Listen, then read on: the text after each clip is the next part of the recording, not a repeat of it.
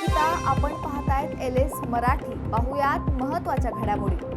ओमराजे निंबाळकरांबाबत मोठी माहिती समोर। सोमवारी मातोश्रीवर येतो असा निरोप ओमराजे निंबाळकरांनी ठाकरेंना पाठवला। सूत्रांची माहिती।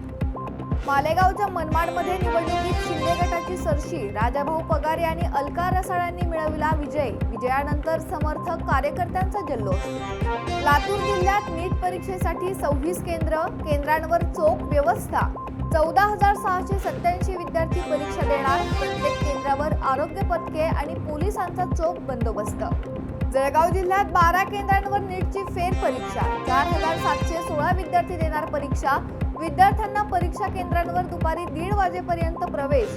रेल्वे आणि बस स्थानकावर मदत केंद्रे। परीक्षा केंद्रांवर कडेकोट पोलीस बंदोबस्त। पुण्यातील दौंड शहर पोलीस ऍक्शन मोडमध्ये। ट्रिपल सीट, ड्रायव्हिंग लायसन्स नसणे, अल्पवयीन मुलांना गाडी चालवण्यास देणे यावर पोलिसांकडून कारवाईत 18,000 रुपये दंड वसूल। जालना जिल्ह्यातील जाफराबाद तालुक्यातील गाडेगव्हाण येथे 34 वर्षीय कैलास गुलाब गिरी यांचा संशयास्पद मृत्यू।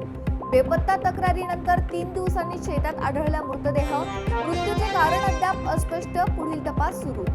पंढरपूरच्या राजुरी येथील ग्रामदैवत लक्ष्मी मातेच्या मंदिरात चोरी। मंदिरातील देवीचा चांदीचा मुखवटा, सोन्याचे डोळे, सोन्याचे मणिमंगळसूत्र तसेच पितळेच्या धातूचा मोठा घोडा लंपास। घटनेमुळे नागरिकांमध्ये चिंता। कोल्हापुरात पाणी टंचाईचा प्रश्न भीषण। अल्निनोच्या प्रभावामुळे मान्सून लांबलं। कळंबावाडी धरणातील पाणी पातळी लक्षणीयरित्या घटली। कोल्हापुरात उद्यापासून पुन्हा दिवसाआड पाणी पुरवठा।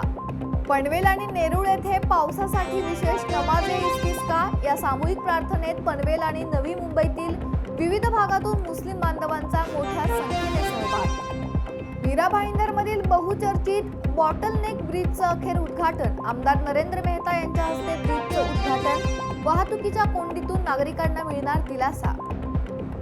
या होत्या महत्त्वाच्या घडामोडी। पाहत रहा LS मराठी।